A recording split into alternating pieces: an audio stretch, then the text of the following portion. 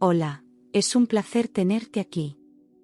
Antes de comenzar, suscríbete al canal y dale like al vídeo. Me llamo Isabel Medina, y regresé a España después de 10 años trabajando como enfermera en una clínica geriátrica de Berlín, donde cada noche, al apagar las luces del hospital, soñaba con el momento en que volvería a ver a mi hija Laura, la niña que dejé con apenas 9 años al cuidado de mis padres, con la promesa de que un día le daría la vida que merecía. Durante ese tiempo, envié cada euro que pude, ignorando mis propias necesidades, porque sabía que mientras yo sobrevivía entre turnos dobles y nevadas interminables, ella crecía en un país donde yo no estaba. El sacrificio no me dolía, lo que me dolía era cada cumpleaños perdido, cada Navidad solitaria, cada videollamada con su voz distante como si habláramos desde mundos diferentes. Pero ahora, por fin, con una pequeña maleta en una mano y un ramo de flores en la otra, sentía que el destino me daba una segunda oportunidad para recuperar el tiempo perdido. 10 años después, regresaba no solo como madre, pero como una mujer decidida a reconstruir su historia, y a proteger lo único que tenía, mi hija. No sabía qué encontraría, pero el corazón me decía que ya era hora de volver.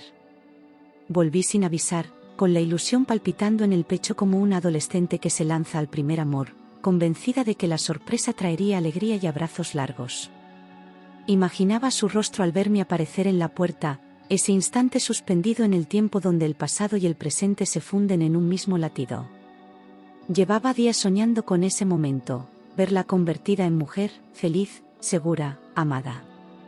Pensé en cocinarle su plato favorito, contarle historias de Alemania, reírnos hasta tarde como cuando era pequeña. No sospechaba, ni por un segundo, que el silencio sería la primera respuesta a mi llegada. Laura se había casado hacía 6 meses con Diego Navarro, un joven que en las fotos parecía correcto, educado, con esa sonrisa fácil de quienes han nacido entre privilegios. Supe que pertenecía a una de esas familias de renombre en la ciudad, dueños de una empresa de construcción que aparecía en los periódicos por sus obras públicas y donaciones a eventos benéficos. Pensé que era una buena señal, que por fin mi hija había encontrado algo sólido, estable, una vida mejor que la mía. Me aferré a esa idea como quien abraza una promesa en medio de la tormenta. Pero hay cosas que ni las fotos ni los apellidos muestran. Cuando me contó por videollamada que se casaría con él, parecía radiante, con los ojos brillando de ilusión y una voz firme que decía haber encontrado a su compañero. Yo me limité a escuchar, dejando que ella hablara, contándome planes de futuro, de mudanzas, de cenas con la familia Navarro en un chalet a las afueras. Nunca mencionó apuros, ni dudas, ni sombras detrás de esa historia. Supe que tenía apenas 18 cuando empezaron a salir, pero confié en que ella sabría cuidar su corazón. La felicidad que mostraba era todo lo que yo necesitaba creer. Yo confié, pensé que por fin tendría la seguridad que nunca pude darle, esa que me había robado la vida con sus trabajos precarios y habitaciones alquiladas. Me sentí aliviada, como si después de tantos años de esfuerzo, algo se hubiese equilibrado en el universo. No dudé, no pregunté demasiado, no investigué. Me limité a sonreír, a enviar un regalo modesto por correo y a guardar silencio cuando la nostalgia me golpeaba. Creí que mi ausencia había valido la pena. Creí que ella estaba a salvo. Llegué al barrio donde vivían los Navarro, un conjunto de chalets modernos rodeados de jardines perfectamente recortados, con cámaras de seguridad en cada esquina y coches de lujo aparcados frente a las entradas. Todo olía a dinero antiguo, a perfección medida, a silencio comprado. Caminé por la acera con la maleta rodando tras de mí, intentando controlar los nervios que me apretaban el estómago. El aire era seco, inmóvil, como si aquel lugar no respirara. Frente a la casa número 17, mi corazón latía tan fuerte que me costaba mantener la calma. Toqué el timbre, nerviosa y emocionada, sintiendo que todo lo vivido se concentraba en ese solo gesto. Me arreglé el cabello con la mano temblorosa, respiré hondo, imaginando los pasos de mi hija viniendo a recibirme con los brazos abiertos.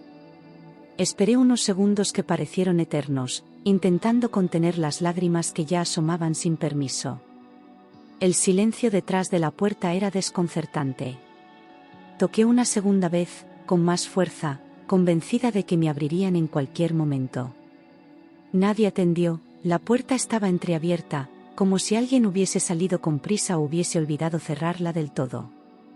Dudé por un instante, con la mano en el pomo, preguntándome si debía entrar o esperar.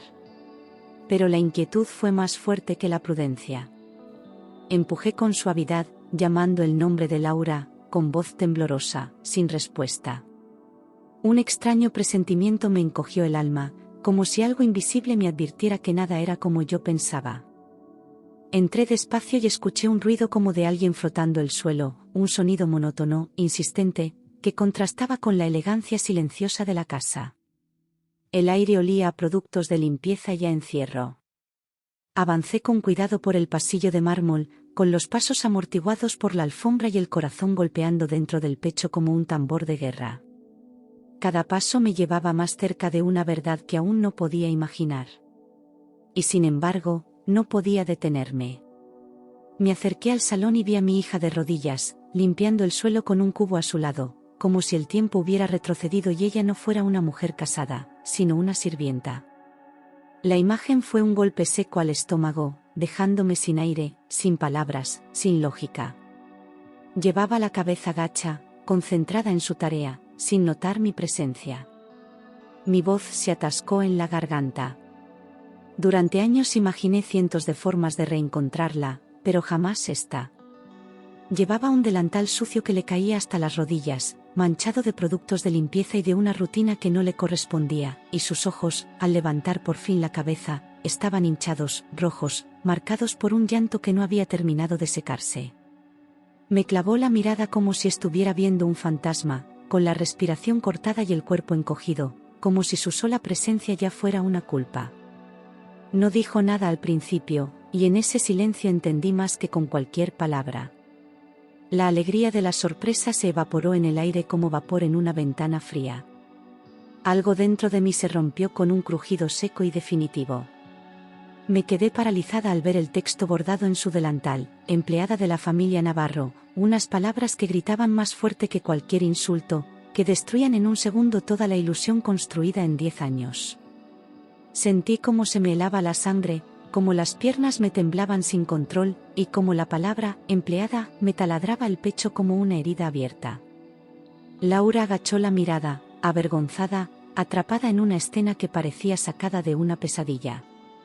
No sabía si llorar o gritar.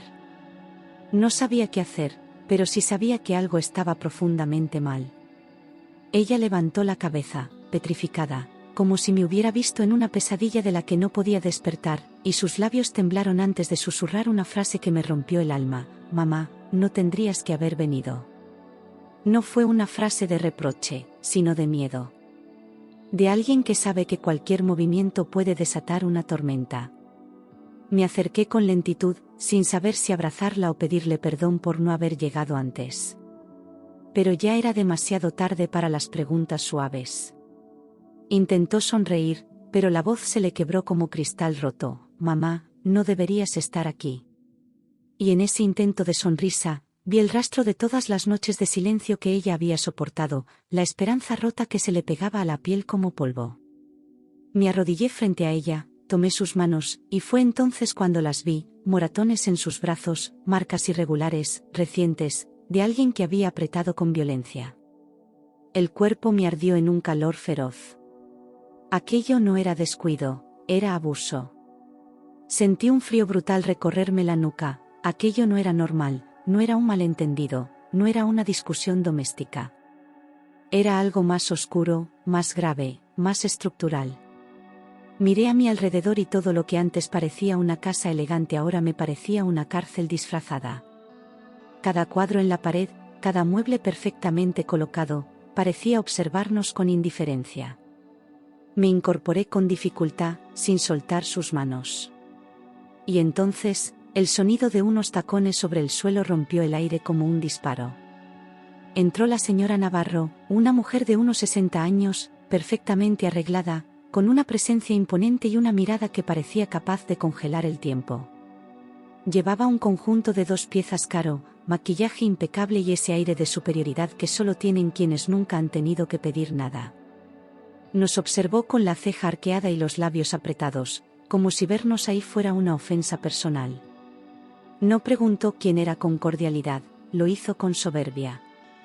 Y su voz, afilada, cortó el aire. Al verme, arqueó una ceja y preguntó con frialdad quirúrgica: ¿Quién es usted y por qué entra sin permiso en mi casa? Como si la sola idea de que yo existiera fuera una invasión. Laura se encogió aún más, susurrando como si pidiera perdón: es mi madre, llegó de sorpresa. La mujer resopló con un desprecio que caló hasta los huesos, girándose hacia ella con ese tono impersonal de quien habla de un objeto, no de una persona. Pues explíquele que aquí se trabaja, no se pierde el tiempo, dijo. Y con eso, me lo dejó todo claro. Entendí entonces que no la veían como nuera, sino como mano de obra gratuita, una sirvienta incrustada por conveniencia en una familia que no la consideraba parte, sino propiedad. Todo en esa casa olía a control, a humillación normalizada, a poder mal ejercido. Yo abrí la boca, lista para defenderla, pero primero quise saber una cosa. Pregunté con firmeza dónde estaba Diego, su marido. Laura titubeó, sin levantar la vista, como si temiera incluso pronunciar su nombre. El silencio volvió a invadirlo todo. Laura tartamudeó, como si cada palabra tuviera que escapar de un laberinto de miedo: está trabajando, y no me deja salir hasta terminar las tareas. Lo dijo sin dramatismo, como alguien que ya ha aceptado que eso es su vida ahora. Pero yo no lo aceptaba. Me ardieron los ojos de rabia contenida, de impotencia acumulada, de culpa por haber confiado tanto en palabras vacías. Miré a esa mujer que se hacía llamar suegra, y vi en sus ojos la crueldad tranquila de quien se sabe intocable. Laura estaba atrapada. Y yo acababa de llegar al campo de batalla. La señora Navarro intervino con un tono que no admitía réplica: su hija vive aquí sin pagar nada. Lo mínimo es que colabore, como si ese argumento justificara cada humillación, cada tarea impuesta, cada límite que le habían puesto a Laura. Me giré hacia ella, incrédula, intentando comprender cómo alguien podía hablar así de su propia nuera, de una joven que había dejado todo por casarse con su hijo. Pero para esa mujer, Laura no era más que una pieza útil dentro del engranaje doméstico. El amor no se mencionaba. Solo cuentas y obediencia. Laura intentó decir algo, abrir la boca para explicarse, para tal vez defenderme, pero la mujer la mandó callar con un simple gesto de mano, seco, humillante, como quien ordena silencio a una criada. Ese movimiento lo decía todo: ahí dentro, no tenía voz, ni opinión, ni derecho a réplica. Mis manos se cerraron en puños, pero respiré hondo. No era el momento de gritar, aún no. Solo la miré a los ojos, y le prometí en silencio que no la dejaría sola. Descubrí que Laura no tenía acceso a su propio dinero, que Diego controlaba todo: sus tarjetas, su cuenta, incluso el móvil con el que podía hablar. Me lo confesó en voz baja, casi como una niña atrapada, con una vergüenza que no era suya, sino de quienes la habían reducido a eso. Me sentí enferma. ¿Cómo habíamos llegado a este punto sin que yo lo supiera? Ella, que siempre fue fuerte, ahora parecía deshecha en pedazos que yo no sabía cómo juntar. Cuando pregunté si podía venir conmigo, si quería salir de allí, aunque solo fuera por un día, la suegra rió con crueldad: si se va, que se olvide de Diego. Fue una amenaza vestida de advertencia, dicha con una sonrisa falsa que me revolvió el estómago. Laura no respondió, no asintió, no negó. Se quedó quieta, mirando al suelo, atrapada entre el miedo y la dependencia emocional. Entendí que no era tan fácil como abrir una puerta. Había cadenas invisibles más fuertes que el hierro. Laura, con miedo, se quedó congelada, como si una parte de ella quisiera correr y la otra se hubiera resignado a no tener escapatoria. Me rompía verla así, me rompía pensar que en algún momento creyó que eso era amor, que eso era normal. Su silencio era el resultado de meses, quizá años, de manipulación disfrazada de protección. Yo sabía lo que estaba viendo, porque también lo viví cuando era joven. Pero lo mío me lo tragué. Lo de ella, no pensaba permitirlo. Le pedí que me dijera la verdad, no la versión editada, no lo que quería que yo creyera, sino lo que realmente vivía ahí dentro. Se quedó callada unos segundos eternos, y luego bajó la cabeza, susurrando palabras que parecían arrancadas de su alma. Desde la boda, me tratan como empleada. No hubo dramatismo. Solo una confesión amarga, seca, dicha por alguien que ya había llorado demasiado. Sentí que todo se oscurecía a mi alrededor. Aquello era más grave de lo que jamás imaginé. Me contó que la hacían limpiar, lavar, cocinar, atender a todos, desde la mañana hasta la noche, sin descanso, sin agradecimiento, sin derechos. Que no importaba si estaba cansada, enferma o triste, las tareas debían cumplirse, como si su valor estuviera medido por la cantidad de platos que dejaba relucientes o la perfección de las camisas planchadas. Que no había domingos, ni fiestas, ni privacidad. Cada día era igual que el anterior, trabajo y silencio. Y nadie lo consideraba abuso, porque ella lo había aceptado. Y que si se negaba, si osaba decir que no, la señora Navarro le gritaba que una chica de barrio debería agradecer la oportunidad, como si el hecho de haberse casado con Diego fuera un favor que jamás podría pagar. Aquellas palabras me hirieron como si fueran dirigidas a mí. Porque yo también era de barrio, porque yo también luché con uñas y dientes para que mi hija tuviera algo mejor. Y ahora usaban nuestras raíces como arma contra ella. Como si eso la hiciera menos. Diego, su marido, no hacía nada para defenderla. Nunca la había defendido. No la protegía, no le ofrecía consuelo, no intercedía cuando su madre la trataba como a una criada más. Al contrario, le decía que era exagerada, que no se quejara tanto, que debía adaptarse a las costumbres de su familia. Me hervía la sangre con solo imaginarlo sentado en el sofá mientras ella fregaba el suelo. Ese no era un marido. Era otro carcelero más con rostro amable.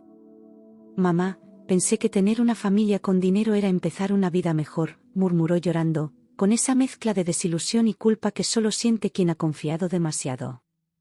Y en ese momento entendí que todo esto no era solo un matrimonio roto, era el derrumbe de un sueño. De su sueño.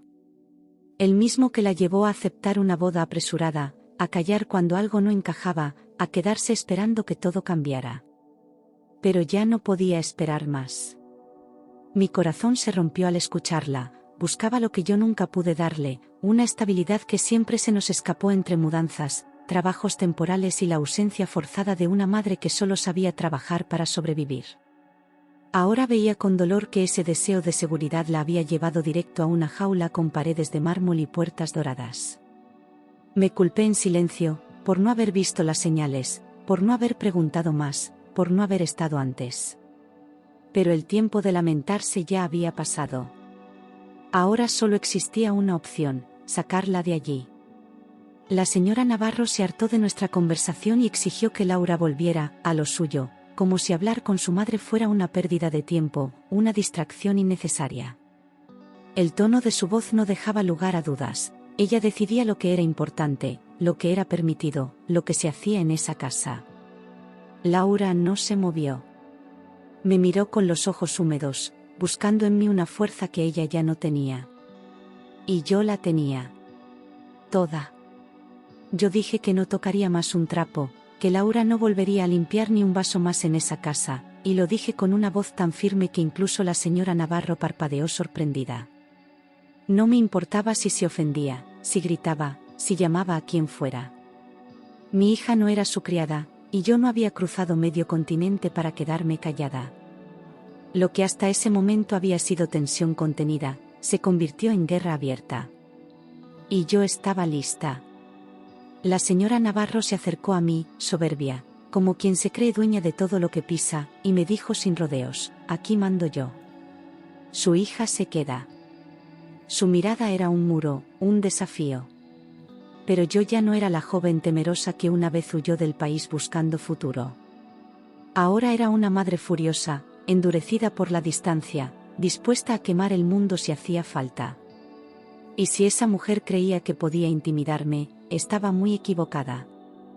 Laura me suplicó en voz baja que no hiciera escándalo, que me calmara, que no empeorara las cosas, como si el miedo a las consecuencias pesara más que el deseo de libertad. Pero ese ruego era también una súplica desesperada, una esperanza rota de que algo cambiara sin que ella tuviera que romper todo. La tomé de la mano con suavidad, y con los ojos le dije que esta vez no la iba a soltar. Que no habría silencio. No más.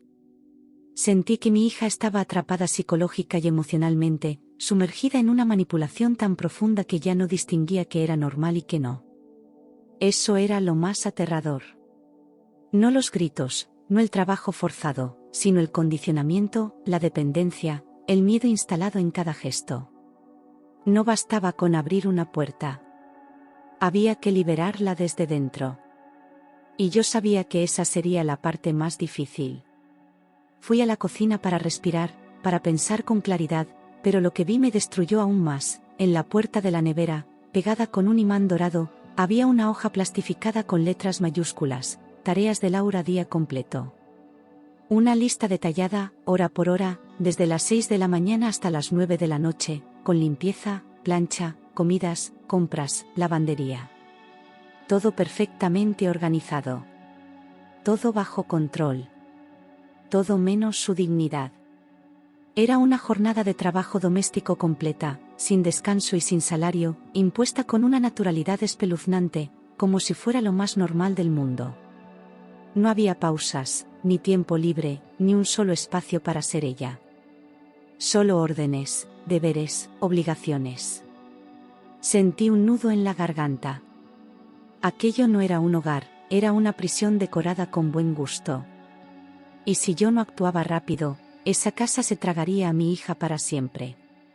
Aquello era explotación, pura y simple, y no iba a permitir que nadie lo justificara con excusas de disciplina o ayuda familiar. El abuso no cambia de nombre por tener jardín ni por usar perfume caro. Volví al salón con la rabia quemándome por dentro, con los ojos decididos. No iba a pedir permiso. No iba a negociar.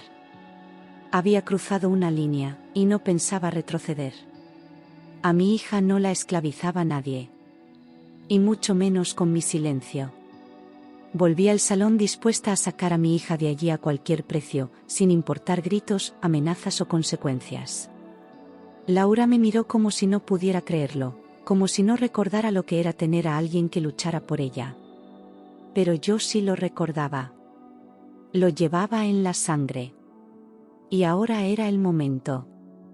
Nadie, ni Diego, ni su madre, me iba a detener. Diego llegó en ese momento, con las llaves todavía en la mano y una expresión de sorpresa que no tardó en transformarse en molestia al verme allí plantada junto a su mujer. Llevaba traje, colonia fuerte y esa mirada arrogante de quien se cree por encima de todo. Ni siquiera saludó, solo frunció el ceño y preguntó en tono seco qué estaba pasando. Mi hija bajó la cabeza como si le hubieran pillado haciendo algo prohibido. Pero yo me mantuve firme, porque él no era una autoridad, era parte del problema. Le pedí explicaciones, con calma pero con firmeza, le exigí que me dijera por qué Laura vivía en esas condiciones, por qué trabajaba sin descanso, por qué no tenía ni acceso a su dinero. Diego se encogió de hombros, como si todo aquello fuera exagerado, y soltó con desdén: Laura se agobia por tonterías. Su respuesta me hizo hervir la sangre. Había algo en su tono, en esa falta de empatía, que me confirmó que él lo sabía todo y lo permitía. Él era cómplice. Él también la tenía atrapada. Me miró con esa falsa cortesía cargada de veneno y dijo: aquí todos colaboramos, como si lavar suelos y cocinar para 6 personas fuera una responsabilidad compartida. Pero su camisa perfectamente planchada y sus manos suaves decían otra cosa. Yo no era tonta. Ese discurso de todos colaboramos solo servía para encubrir la explotación de una sola persona, Laura. Y por dentro, algo en mí gritaba que ya había llegado la hora de ponerle fin a esa mentira. Le pregunté si él limpiaba, cocinaba o lavaba, si alguna vez había pasado la aspiradora o cocinado un desayuno. No respondió. Su silencio fue más claro que cualquier frase. Apretó los labios, miró a su madre y luego a Laura, como si esperara que alguien lo salvara de esa incomodidad. Nadie lo hizo. Y en ese momento, su poder empezó a desmoronarse. Porque por primera vez, alguien lo enfrentaba sin miedo. La señora Navarro intervino con ese tono que ya me resultaba insoportable. Laura debe aprender disciplina. Y ahí lo tuve claro, lo que esta familia llamaba disciplina era sumisión. Lo disfrazaban de valores, de estructura, de educación, pero era control, puro y duro. Una forma de mantener a Laura obediente, callada, rota. Y yo no iba a permitirlo más. Ese día, ese instante, sería el principio del fin para ellos. Entendí que era una familia controladora, acostumbrada a dominar, a decidir por los demás, a ejercer poder sin consecuencias. Y eso explicaba todo, por qué Laura se había encerrado, por qué ya no sonreía, por qué cada palabra suya salía como si pesara toneladas. Estaba rodeada de gente que no la veía como persona, sino como parte del mobiliario. Pero ella no era un mueble. Era mi hija. Y merecía algo mejor. Le dije a Laura que recogiera sus cosas, que se viniera conmigo, que íbamos a salir de allí juntas, sin mirar atrás. Al principio no se movió, paralizada por el miedo, por las amenazas veladas, por los años de dependencia emocional. Pero luego me miró y algo cambió en sus ojos. Una chispa. Una pequeña rebelión. Se levantó con lentitud, como quien recupera el control de sus propias piernas después de un encierro. Diego bloqueó la escalera para impedirlo, se colocó frente a los peldaños como si su cuerpo bastara para mantenerla allí. Me miró con superioridad y dijo que no iba a permitir que ella abandonara su casa. Pero yo no estaba pidiendo permiso. Estaba dando una orden. Y cuando intentó alzar la voz, me adelanté con firmeza: muévete, o llamo a la policía ahora mismo. Él dudó. Por primera vez, dudó. Pensé en rendirme, pero recordé que pasé 10 años fuera para darle una vida mejor, para que nunca tuviera que soportar lo que yo soporté, para que fuera libre. Y si tenía que volver a luchar desde cero, lo haría. Porque no hay trabajo más importante que proteger a tu hija. Y no hay peor cárcel que aquella en la que alguien te convence de que mereces estar. Laura merecía salir. Y yo no pensaba rendirme jamás. Grité tan fuerte que los vecinos salieron a las ventanas, con la curiosidad de quien huele escándalo, pero también con esa mirada de quien quizá ya sabía algo.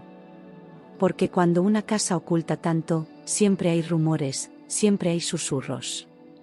La familia se incomodó al instante, no querían testigos, no querían escándalos. Y ahí fue donde tuve mi primera victoria. Porque el poder que no resiste la luz, se empieza a desmoronar. Laura, temblando, subió deprisa y cogió una mochila como quien recoge las piezas de una vida que apenas había empezado. No buscó ropa de gala, ni documentos, ni joyas, solo lo esencial, lo que cabía en una bolsa apresurada, algo de ropa, su cuaderno, un cepillo. Mientras bajaba las escaleras, cada paso era una declaración de valentía, una afirmación de que aún quedaba algo dentro de ella que se negaba a morir. La casa se quedó en silencio. Nadie intentó frenarla. Pero entonces, la señora Navarro dio un paso más. La suegra le agarró el brazo con fuerza, como si su autoridad pudiera más que la voluntad de Laura, y ese gesto bastó para que el animal dormido en mí despertara con furia. Crucé el salón en 2 zancadas y aparté su mano de un manotazo, sin pensarlo, con una rabia limpia que no pedía permiso. No la toques nunca más, dije, con una voz que no me reconocí. En sus ojos hubo sorpresa, miedo y, por fin, duda. Porque por primera vez, se dio cuenta de que no controlaba todo. Salimos corriendo por la puerta antes de que cambiaran de idea, antes de que el miedo volviera a apoderarse de Laura, antes de que el silencio lo cubriera todo de nuevo. Corrimos como si estuviéramos escapando de un incendio, con el corazón en la garganta y el alma temblando. Llegamos al coche casi sin aliento. Cerré la puerta y respiré hondo por primera vez en horas. Solo entonces, Laura se permitió caer.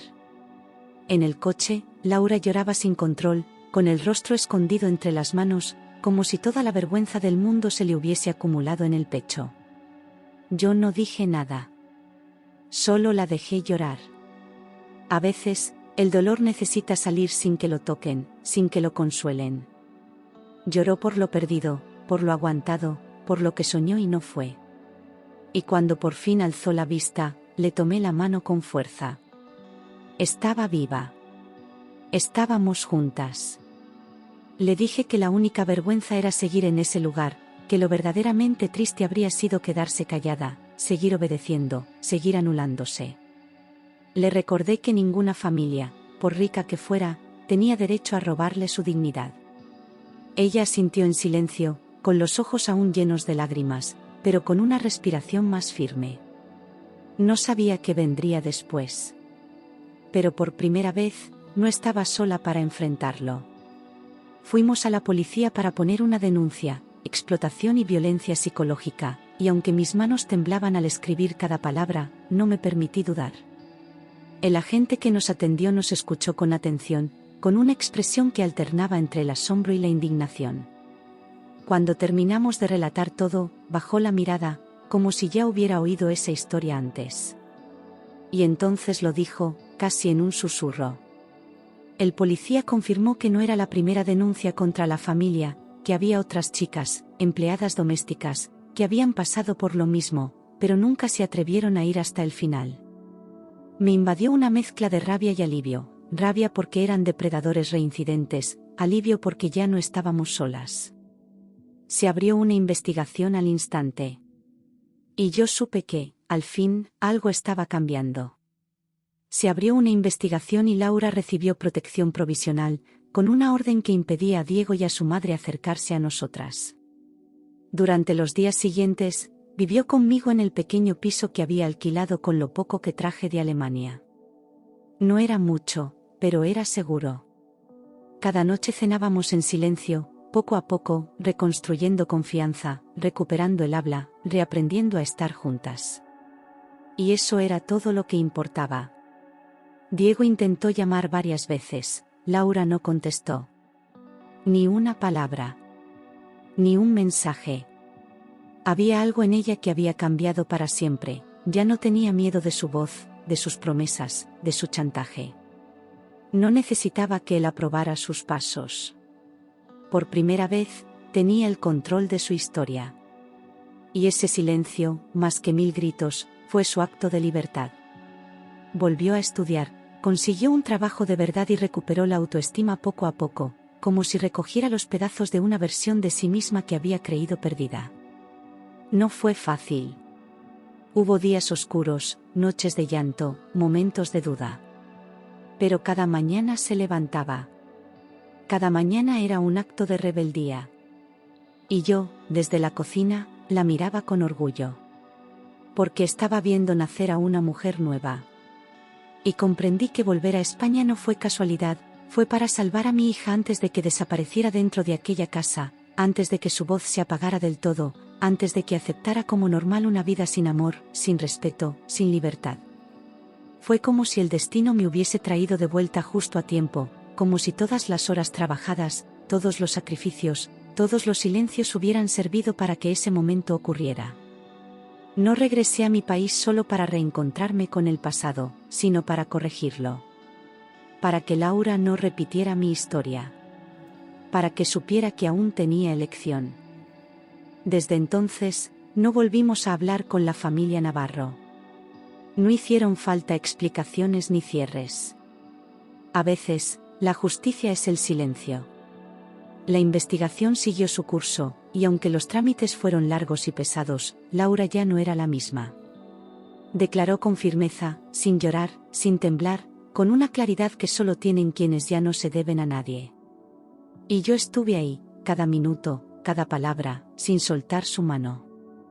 La prensa local publicó la noticia semanas después: la familia Navarro, investigada por explotación y abuso de poder en el hogar. Fue un escándalo en la ciudad. Algunos vecinos fingieron sorpresa, otros cruzaban la calle al vernos pasar, como si el coraje fuera contagioso. Pero a nosotras no nos importaba. Habíamos ganado algo que ellos jamás entenderían: la libertad. No de la casa. De nosotras mismas. Con el tiempo, Laura empezó a hablar en talleres para mujeres jóvenes sobre dependencia emocional, sobre abuso disfrazado de amor, sobre cómo el control a veces no lleva gritos, sino sonrisas.